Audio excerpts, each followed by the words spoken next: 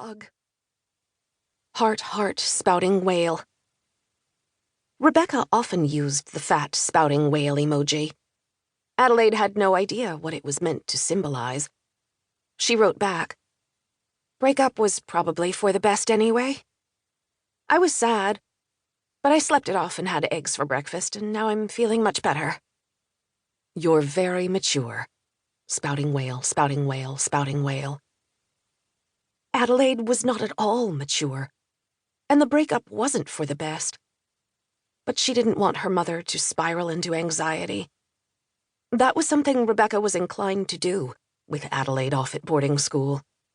She wanted to hear that Adelaide ate well, stayed hydrated, got regular exercise, and slept enough. When Rebecca spiraled into worry, the result was a series of phone calls filled with urgent requests for reassurance and connection that ended in Adelaide yelling at her mother. So Adelaide had devised a plan of regular texts giving evidence of those desirable behaviors. "But I slept it off and had eggs for breakfast, and now I'm feeling much better," was what Rebecca needed to hear. Not, "I'm puffy and dehydrated from crying, and for breakfast I ate 2 Hershey bars, and truthfully I feel unlovable and ugly, stupid, and broken. I wish I could get a giant injection that would turn off my thoughts. I would let a creepy doctor with a secret basement lab shoot a random glowing substance into my ear if I knew it would stop me from feeling the way I do." Last night, I tried binge-watching baking shows. And then I tried binge-watching zombie shows, and then I tried listening to happy music and putting on a ton of makeup. So much makeup. Then my eyebrows, with their makeup, looked scary, and their scariness made me depressed. I was depressed by my own eyebrows. I would have tried smoking cigarettes if I'd had any, and I would have drunk Dad's booze if he had any, but no luck on mind-altering substances, so I passed out at 3 a.m., and when I woke up, I felt even worse, and my pillowcase was stained with lipstick. No, she couldn't say that to her mother. Adelaide just sent the text about the good breakfast and the night's sleep. She added a zebra emoji for good measure, thinking Rebecca would like it. Then she put her phone in her pocket. The great god Pan lay on the ground, releasing gas. Ella Bella stayed close, pressing against Adelaide's leg. "I am thinking you have dog treats in your pocket," she said sweetly. Lord Voldemort and Pretzel played chase. Rabbit growled at something on the other side of the fence.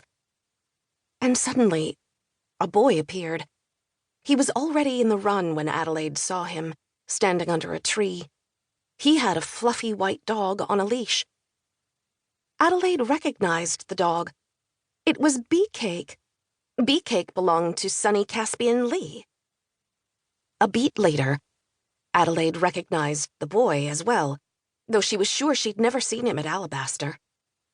He had a sweet, V-shaped face and full lips. He was broad in the shoulders, with a narrow nose, smooth-shaven face, delicate ears. His light brown hair was wavy and a little wild. He was the sort of person you'd see immortalized in Roman statuary, his skin a warm Mediterranean olive, his chin and neck strong.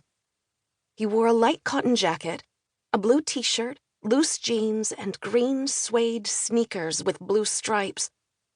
The sleeves of the jacket were rolled up. His hands had the slight, squashy look of leftover baby fat.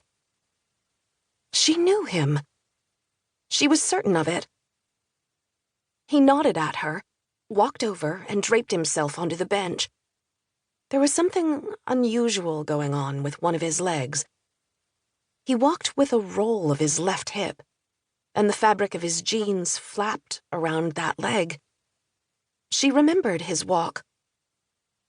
The boy released the clip on the leash. Beecake zoomed over to Rabbit, and Rabbit exploded into the air with an anxious yip. The boy laughed, covering his mouth.